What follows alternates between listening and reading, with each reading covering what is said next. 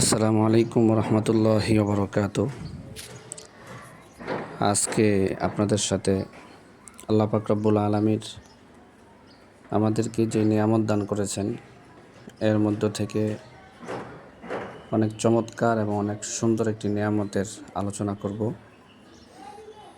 আপনারা লক্ষ্য করছেন লটকন গাছ।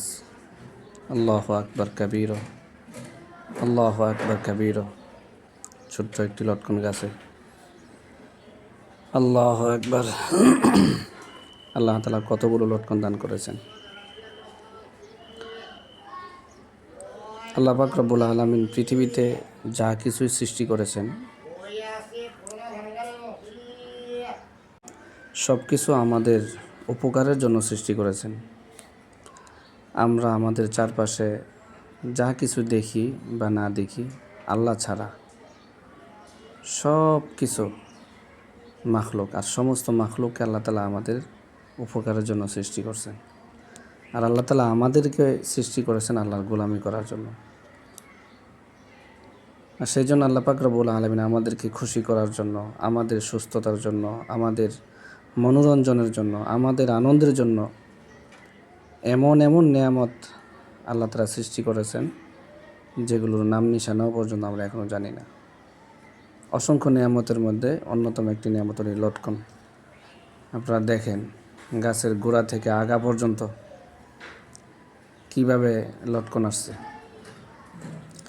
দেখতে কত সুন্দর লাগতেছে। আল্লাহু আকবার। এই যে লক্ষ্য করেন গাছের মাঝামাঝিতে কতগুলো লটকন। আল্লাহু আকবার। আমার মনে হচ্ছে কেমন যেন আল্লাহ তাআলা জান্নাতের মধ্যে এই লটকন গাছে ফলদান করেছেন। জান্নাতের দৃশ্যটাই আমার বারবার মনে পড়ছে গাছের এই দৃশ্য দেখে।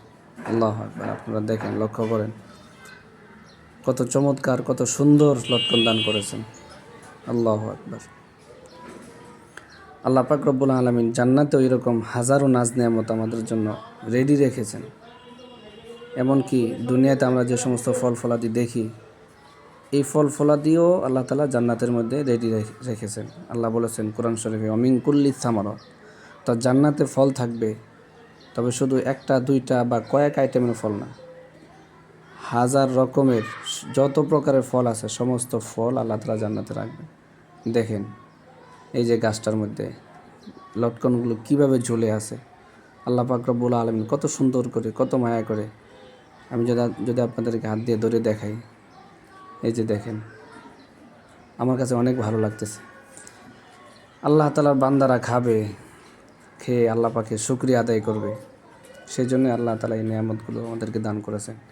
এই ফলগুলোর দিকে তাকালে বোঝা যায় এই ফলের সৃষ্টিকর্তা তিনি কত মায়া করে, মহাব্বত করে, কত আদর করে এই ফলগুলো সৃষ্টি করেছেন। উদ্দেশ্য একটাই, এই ফলগুলো আমার বান্দারা খাবে, খেয়ে খেয়ে আমার শুকরিয়া আদায় করবে। এটাই আল্লাহর উদ্দেশ্য। আলহামদুলিল্লাহ। এই জন্য বছরের নতুন ফল যখন নবীজি সাল্লাল্লাহু আলাইহি সাল্লামের কাছে নিয়ে আসতেন সাহাবায়ে কেরাম রাদিয়াল্লাহু আনহুম আজমাইন, তখন হুজুর সাল্লাল্লাহু আলাইহি ওয়াসাল্লাম নতুন ফল দেখে বরকতের জন্য দোয়া করতেন। এই দোয়া করতেন, আল্লাহুম্মা বারিক লানা ফি সামারিনা ওয়া বারিক লানা ফি মাদিনাতিনা ওয়া বারিক লানা ফি সাইনা ওয়া বারিক লানা ফি মুদ্দিনা। এই জন্য আমরাও নতুন ফল দেখে দোয়া করব, তাহলে আল্লাহ তাআলা ফলে বরকত দান করবেন। দেখেন কত সুন্দর, কত চমৎকার।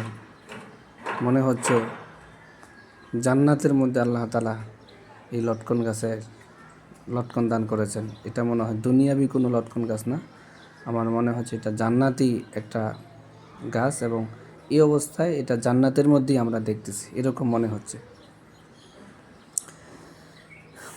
এই লটকন গাছ মূলত আমার খালার বাড়িতে, আমার খালাতো ভাইয়ের লটকন বাগানে আমি গিয়েছিলাম, বন্ধে সফরে গিয়েছিলাম।